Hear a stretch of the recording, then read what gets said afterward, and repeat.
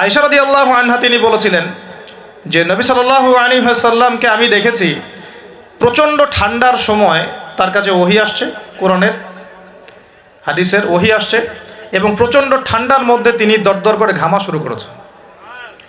তো ওহী আসলে বোঝা যেত কিছু একটা হচ্ছে। তো নবী সাল্লাল্লাহু আলাইহি ওয়াসাল্লাম নবী হওয়ার পরে একটা শব্দ আল্লাহর ওহী ছাড়া কাউকে বলেন নাই। এটা হচ্ছে ইসলামের একটা প্রামাণ্যতা, মানে ইসলাম যে এতই নিখুঁত, এতই নিপুণ, এখানে যার্রা পরিমাণ বাতিল ঢোকার কোনো সুযোগ নাই। তো এই ব্যক্তি জিজ্ঞাসা করছিলেন আল্লাহর কাছে সবচেয়ে উৎকৃষ্ট জায়গা কোনটা, নিকৃষ্ট জায়গা কোনটা। নবীজি উত্তর দিচ্ছেন না, চুপ করে আছেন। তার মানে ওহী নাজিল হচ্ছে এখন। বেশ কিছুক্ষণ পর তিনি বললেন, শোনো, ওই ব্যক্তি কোথায় যে প্রশ্ন করেছিল? বলা হলো ওই যে, ডেকে নিয়ে আসো। তাকে কাছে ডেকে বলা হচ্ছে, শোনো, আল্লাহর কাছে সবচেয়ে উৎকৃষ্ট জায়গা হচ্ছে মসজিদ।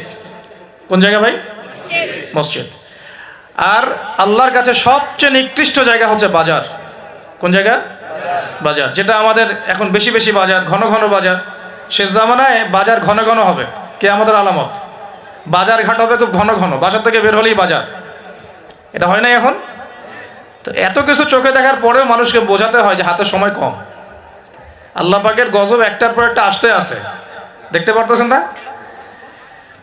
সামনে যে বড় সড়ো কোনো বন্যা হয় কিনা আল্লাহ ভালো জানে। বলা হচ্ছে যে একটা জলোচ্ছ্বাসের মানে ঝুঁকির মধ্যে আছে বিশ্বের বহু কান্ট্রি। বিশ্বের বহু কান্ট্রি জলোচ্ছ্বাস, বড় একটা জলোচ্ছ্বাসের হুমকির মধ্যে আছে। 20 ফুট থেকে 25 ফুট পানি উঠে যাবে, উঠে উপকূলবর্তী অঞ্চলগুলো ডুবিয়ে দিবে। এটা এখন গবেষকরাই বলছেন, বিজ্ঞানীরা। আর আমরা তো আগেই বলেছি, যখন একটা জনপদের মধ্যে শিরকের পাপ বেশি হয়, কোন পাপ? শিরকের পাপ। শিরক শুধুমাত্র ওই মূর্তি পূজা করাই শিরক নয়। আপনাদেরকে জানাই দিতে চাই, কবর পূজা করাও শিরক। কথা কি বুঝতে পারছেন? আমার কথা কিভাবে নেবেন জানি না, কিন্তু আমাকে তো বলতে হবে। শুধু মূর্তি পূজা করাই শিরক না, কবরে সেজদা করাও শিরক। তো যখন শিরকের সয়লাভ হয় একটা এলাকার মধ্যে, একটা জাতির মধ্যে, তখন নূহ আলাইহিস সালামের কওমকে আল্লাহ পাক যেমন প্লাবন দিয়ে ভাসিয়ে দিয়েছিলেন, ওরকম বন্যা, জলোচ্ছ্বাস, প্লাবন দিয়ে ভাসিয়ে দিবেন আল্লাহ। কারণ নোংরামি ধুইতে হলে অনেক পবিত্র পানির দরকার আর কি। আর শিরক হচ্ছে সবচেয়ে নোংরা জিনিস। আল্লাহর জমিনের সবচেয়ে নোংরা জিনিস কি? শিরক। এগুলো তো গেল ধর্মতাত্ত্বিক শিরক। এখন তো শিক্ষার মধ্যেও শিরক, শিক্ষার মধ্যেও শিরকি আকীদা ঢুকিয়ে দেওয়া হচ্ছে। এবং এটা কোন আকীদা, এটা বলার তো আর প্রশ্ন আসে না, সবাই বোঝেন কোন আকীদা। যখন মানুষ কোরআনের সৃষ্টিতত্ত্ব বাদ দিয়ে মানব রচিত সৃষ্টিতত্ত্ব বইয়ের মধ্যে ঢুকায়, এগুলো শিরক না? অর্থনীতির মধ্যে এখন শিরক আছে। কিরকম? আল্লাহ পাক হালাল যে অর্থনীতি দিয়েছেন, ওটাকে বুড়া আঙ্গুল দেখিয়ে এখন সুদভিত্তিক অর্থনীতি চলছে সব জায়গায়। তো আল্লাহ পাকের হালালকে যে হারাম করে, এটা শিরক না? এটা সূরা তওবা পড়বেন, সূরা তওবার 31 নম্বর আয়াত। আমি রেফারেন্সের কথা বলছি। সূরা তওবার 31 নম্বর আয়াত পড়ে দেখবেন, আল্লাহ পাক বলছেন যে আল্লাহর হালালকে যদি কেউ হারাম করে নেয় আর হারামকে হালাল করে নেয়, এই যে পরিবর্তন, এই কাজটা, এটা কিন্তু শিরকি আকীদা, কুফর, শিরক। আপনি আল্লাহর হালালকে হারাম করতে পারেন না। আল্লাহ পাক একটা হারাম করেছেন, আপনি হালাল করতে পারবেন না। মানেন না ব্যক্তিগতভাবে, সেটা আলাদা বিষয়, কিন্তু অন্যের উপর ইম্পোজ করতে পারবেন না। মনে করেন আল্লাহ পাক হালাল করেছেন পর্দা, আপনি পর্দা করেন না, বুঝলাম, এটা আপনার ব্যক্তি স্বাধীনতা, কিন্তু আপনি পর্দাকে ব্যঙ্গ করতে পারবেন না। ব্যঙ্গ করলে কুফরি হয়ে যাবে। কথা বোঝাতে পারছি ভাই? নিজে পালন করে না, সেটা আলাদা বিষয়। আমি পালন করি না, তার কাছে মনে হয় যে বেপর্দায় চললেই মানে ভালো, নাউজুবিল্লাহ। ওর কাছে এটাই মনে হয়, ওর কাছে এটাকে মনে হয় প্রগতি, অগ্রগতি, উন্নয়ন। তো সে তার থট নিয়ে থাক। কিন্তু যদি সে বলে যে না, পর্দা সেকেলে প্রথা, এখন চলে না, ওই যুগে চলতো, এটাকে টিটকারি করে, ব্যঙ্গ করে, তাহলে কুফরি করবে, শিরক করবে। মনে করেন মদ আল্লাহ হারাম করেছেন, আর কিছু মানুষ মদ খায়, হারাম মনে করেই খায় বা হালাল মনে করেই খায়, মানে খায় আর কি। তো একজন খায়, সেটা আলাদা আলাদা পাপ। আর কেউ যখন মনে করবে যে না, আল্লাহ পাকের এই হালাল হারামের বিধান আমি মানি না, আল্লাহ পাকের হালাল হারামের বিধান আমি মানি না, তখন হবে শিরক আর কুফর। এমনি হচ্ছে কবিরা গুনাহ। আর যখন হালালকে হারাম করে নিবে আর হারামকে হালাল করে নিবে, তখন শিরকের পর্যায়ে চলে যাবে। তো এই সিস্টেম এখন চলছে না? আল্লাহ পাকের সুদভিত্তিক, আল্লাহ পাকের হালাল অর্থনীতি বাদ দিয়ে সারা বিশ্বে এখন সুদভিত্তিক অর্থনীতি চলছে না? বোঝেন না এগুলা? অর্থনৈতিক অবস্থা ভালো না।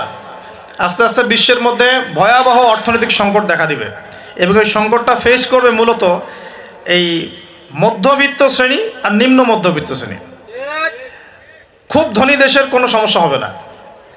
যারা মিডল ক্লাস কান্ট্রি বা আরেকটু নিচু মানের কান্ট্রি অর্থনৈতিক দিক থেকে, এদের সামনে ভয়াবহ একটা অবস্থা ফেস করতে হবে। সময় যাইতে দেন, আস্তে আস্তে সব স্পষ্ট হয়ে যাবে, আপনারাই বুঝতে পারবেন। অলরেডি গরিব মানুষ হাহাকার করা শুরু করেছে, অলরেডি হাহাকার করা শুরু করেছে। বড় লোকের তো কোনো সমস্যা নাই, গ্যাস তেল চাল ডাল সব কিছুর দামও যদি বাড়ে, বড় লোকের কোনো সমস্যা আছে? আমার তো কোনো সমস্যা নাই, আমি তো খেতে পারতেছি, কোনো না কোনোভাবে খেতে পারতেছি। কিন্তু যে কৃষক, মজুর, শ্রমিক, হ্যাঁ, যারা গরিব মানুষ, এরা তো আমার মতো না। আমার জন্য 4 বার বিদ্যুতের দাম বাড়লেও কোনো সমস্যা নাই। 1000, 1500, 2000, 3000 আপনি ইফোর্ট দিতে পারছেন, আপনার তো সমস্যা নেই। কিন্তু যে ব্যক্তির মাসিক আয় 3000 টাকা, সে কি করবে? সে তো ইফতার করতে বসে বদদোয়া করা শুরু করবে। এবার বহু মানুষ ইফতারির টেবিলে বসে আল্লাহর কাছে বদদোয়া করা শুরু করবে। এটা আমি অনেকদিন আগে বলেছি, কারণ এটা বলেছি বৈশ্বিক অর্থনৈতিক সংকটের কারণে। পুরো বিশ্বে একটা ইকোনমিক সংকট চলছে। এখন এই কথাগুলো যেগুলো বলছে, এগুলোর সাথে কিন্তু আমাদের ইসলামিক সমাজ ব্যবস্থা জড়িত আছে। আমরা এদিকে আসতেছি। তো প্রথমে বোঝেন যে এটাও শিরকি একটা সিস্টেম চলতেছে। আর বিশ্বে যে শিরকটা চলতেছে বড়, সেটা আরও ভয়াবহ। সেটা কি? বিশ্বের যারা মোরল, যারা এখন বিশ্ব চালায়, তারা বলতেছে এক কথায় যে ধর্মের কোনো দরকার নাই বিশ্বে ধর্মের কোনো দরকার নাই, ধর্মগ্রন্থেরও দরকার নাই, ধর্মীয় বিধানেরও দরকার নাই। এই বিশ্ব চালাবো আমরা, বিশ্বের বিধান রচনা করব আমরা, বিশ্বকে পরিচালনা করার মূলনীতি বানাবো আমরা, বিশ্বের মানুষকে চালাবো আমরা। নাউজুবিল্লাহ বলছি ঠিকই, বিশ্ব চলছে এইভাবে। এখানে আল্লাহর আসমানি কিতাব, কোরআন, হাদিস, শরিয়া, ইসলামী সমাজ, এগুলো বুড়া আঙ্গুল সব। কেউ টাইম দেয় না এগুলো। খালি মুখে মুখে বক ধার্মিকতা দেখায়।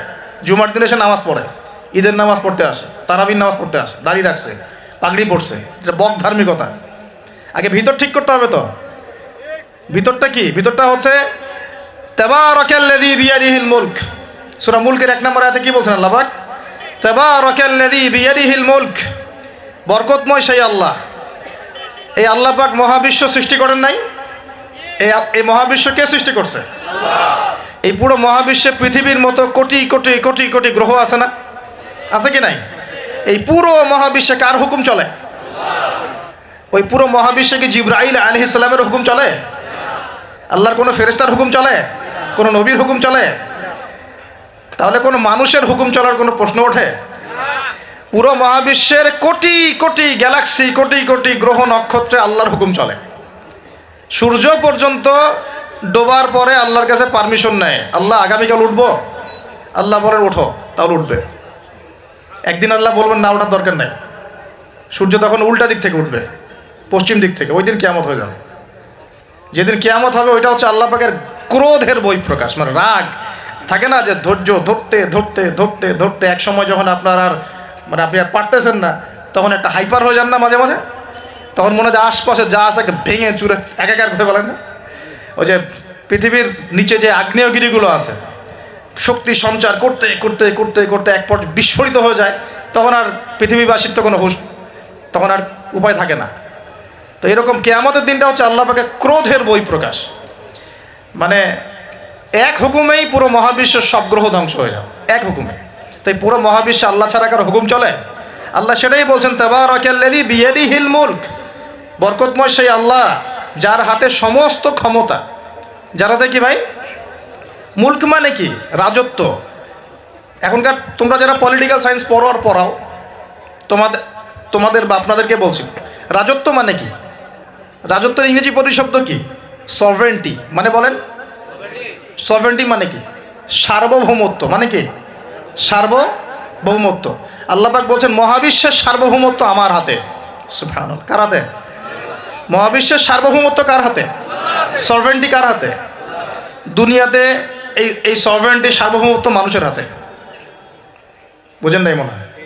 এই দুনিয়াতে সভরেন্টি, মুলক, সার্বভৌমত্ব এখন আল্লাহর হাতে নাই, মানুষের হাতে। মানুষ যা মনে করে তাই চালায়। এখন আল্লাহ পাকের বিধান, আল্লাহ রাসূল, এগুলো বাদ। তো এটা হচ্ছে সবচেয়ে বড় শিরক সারা বিশ্বের।